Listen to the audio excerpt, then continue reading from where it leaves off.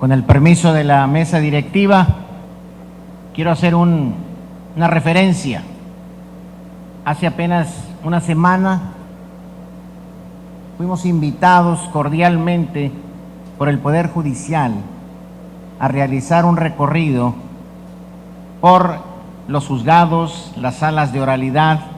la estancia de menores en Cabo San Lucas. Y estuvo en representación del Congreso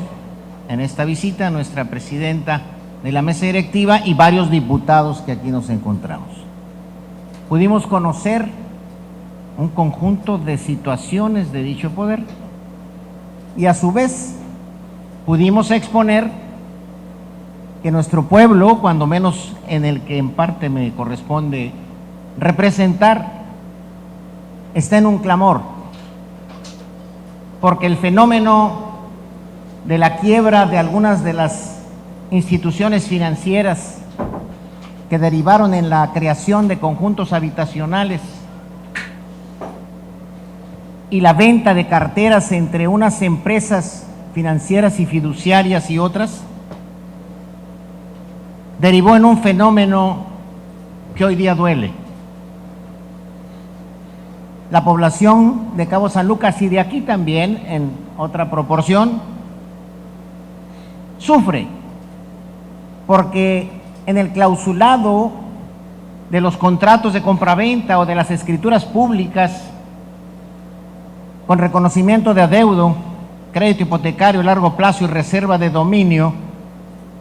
al final del texto de todas las escrituras hay una leyenda impuesta al comprador que dice que las partes se someten o renuncian al fuero que por razón de su domicilio les corresponda y se someten a los tribunales de otra latitud, en este caso de la Ciudad de México. Y entonces los asuntos de la compleja situación de los ocupantes de vivienda tiene que ventilarse en los tribunales de la Ciudad de México, cuando la gente no tiene el recurso para designar un abogado allá, o para trasladarse allá, o para apoderar a alguien conocido que le represente allá. Y entonces platicamos este asunto con jueces y el presidente magistrado y confirmaron que ese fenómeno allí toca en uno de los juzgados en abundancia. Y entonces pudimos coincidir en elaborar una iniciativa que a la letra va a decir así: diputada Daniela Viviana Rubio Avilés, presidente de la mesa directiva correspondiente al primer periodo de sesiones del segundo año de ejercicio constitucional de la 15ª legislatura del Congreso del Estado de Baja California Sur. Compañeras y compañeros diputados, público que nos acompaña, algunos medios que aún están por acá. Las diputadas y diputados Milena Paola Quiroga Romero, Esteban Ojeda Ramírez, María Petra Juárez Maceda, María Rosalba Rodríguez López, Humberto Arce Cordero, Marcelo Armenta,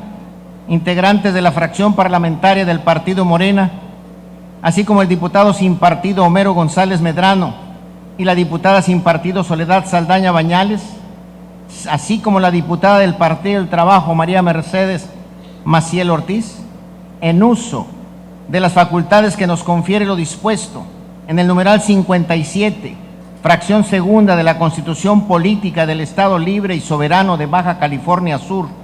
y el artículo 101, fracción y demás 2 y fracción y demás relativos a la ley reglamentaria del Poder Legislativo del Estado de Baja California Sur, presentamos a la consideración de esta honorable Asamblea iniciativa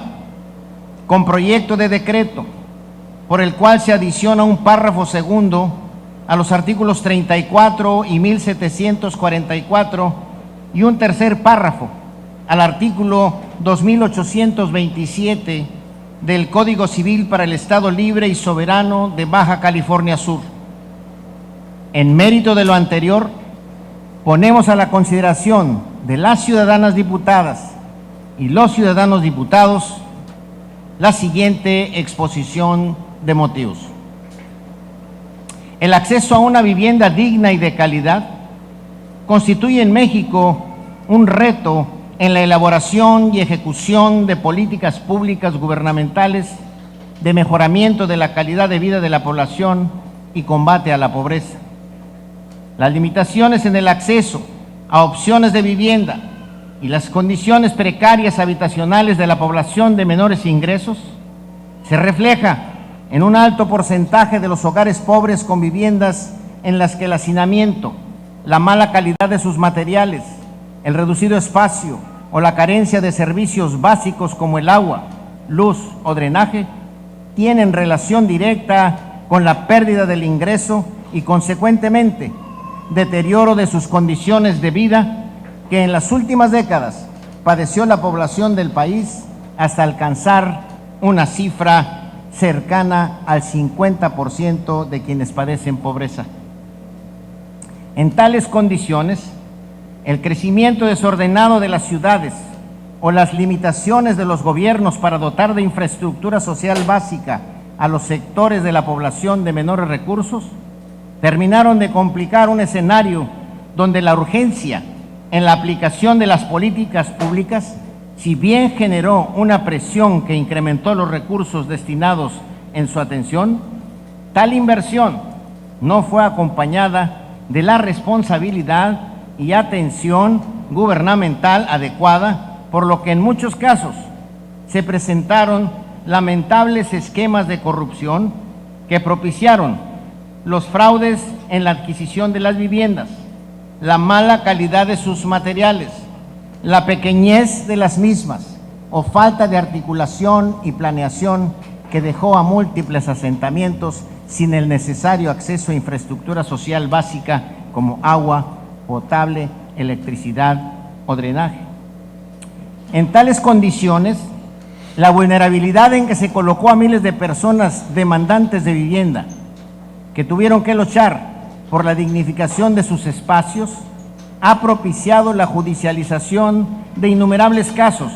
en los que el solicitante de vivienda ha tenido que hacer un extraordinario esfuerzo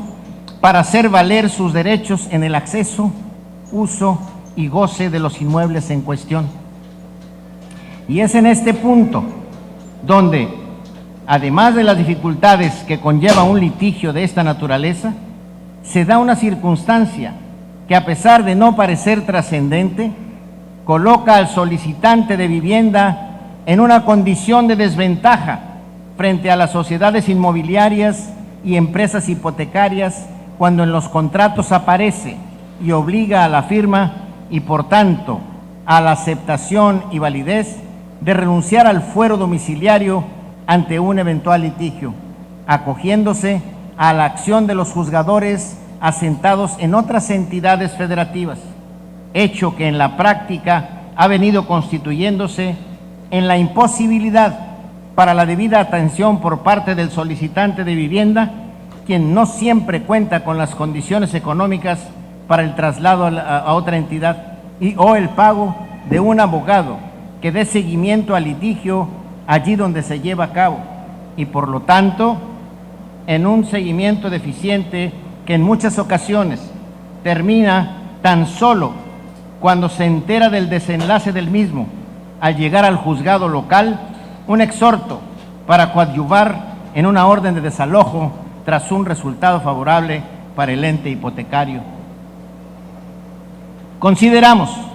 que en el contexto nacional en el que el gobierno impulsor de la Cuarta Transformación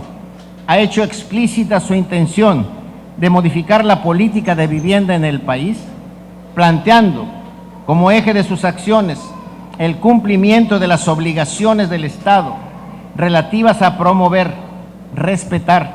proteger y garantizar el derecho de la población mexicana a una vivienda adecuada, además de que el derecho a la vivienda es plenamente reconocido en el ámbito internacional y ha quedado plasmado como uno de los derechos humanos en la Declaración Universal en su artículo 25, apartado 1, así como también en el artículo 11 del Pacto Internacional de los Derechos Económicos, Sociales y Culturales. Finalmente, la Constitución Política de los Estados Unidos Mexicanos reconoce tal derecho en su artículo 4, párrafo 7, estableciendo que toda familia tiene derecho a disfrutar de vivienda digna y decorosa. La ley establecerá los instrumentos y apoyos necesarios a fin de alcanzar tal objetivo. Por lo anterior, es que consideramos en el cuerpo de esta iniciativa que es necesario modificar el Código Civil del Estado Libre y Soberano de Baja California Sur, a fin de que se tenga por no puesta toda cláusula que implique la renuncia al fuero domiciliario en la celebración de contratos de hipotecas en viviendas de interés social y en los contratos suscritos con las distintas sociedades hipotecarias cuyos recursos emanan del presupuesto federal. Según el Anuario Estadístico 2017, en el Estado había 6.662 viviendas que habían sido adquiridas con alguna modalidad de financiamiento en el año 2016, por lo que esta reforma tiene un claro interés social y relevancia para favorecer las condiciones de las familias que por esta vía adquieren una vivienda en la entidad. Por lo antes expuesto y fundado, solicitamos respetuosamente a las legisladoras y a los legisladores su voto aprobatorio al siguiente proyecto de decreto. El Honorable Congreso del Estado de Baja California Sur decreta: se adiciona un párrafo segundo a los artículos 14 y 1744 y un tercer párrafo al artículo 34 y 1744 y un tercer párrafo al artículo 2827 del Código Civil para Estado Libre y Soberano de Baja California Sur. Se adiciona un párrafo segundo a los artículos 34 y 1744 y un tercer párrafo al artículo 2827 del Código Civil para el Estado Libre y Soberano de Baja California Sur, para quedar como sigue. Artículo 34. En los contratos en los que se consigne garantía hipotecaria relativa a créditos de vivienda financiados por el Infonavit, por el Fobiste, sociedades hipotecarias federales y sociedades financieras de objeto múltiple, se tendrá por no puestas aquellas cláusulas que impliquen la renuncia al fuero del domicilio. Artículo 1744. En los contratos en los que se consigne garantía hipotecaria relativa a créditos de vivienda financiados por el Instituto del Fondo de la Vivienda para los Trabajadores, Fondo de la Vivienda del Instituto de Seguridad y Servicios Sociales de los Trabajadores del Estado, Sociedad Hipotecaria Federal y sociedades financieras de objeto múltiple, se tendrán por no puestas aquellas cláusulas que impliquen la renuncia al fuero del domicilio. Artículo 2827. En los contratos en los que se consigne garantía hipotecaria relativa a créditos de vivienda financiados por el Instituto del Fondo de la Vivienda para los Trabajadores, Fondo de la Vivienda del Instituto de Seguridad y Servicios Sociales de los Trabajadores del Estado, Sociedad Hipotecaria Federal y sociedades financieras de objeto múltiple, se tendrán por no puestas aquellas cláusulas que impliquen la renuncia al fuero del domicilio. Además, la escritura pública deberá celebrarse ante notario público con ejercicio en el lugar en que se encuentra ubicado el bien inmueble. Transitorios. El presente decreto entrará en vigor el día siguiente al de su publicación en el Boletín Oficial del Gobierno del Estado de Baja California Sur. Dado en Palacio Legislativo, Sala de Sesiones General José María Morelos y Pavón,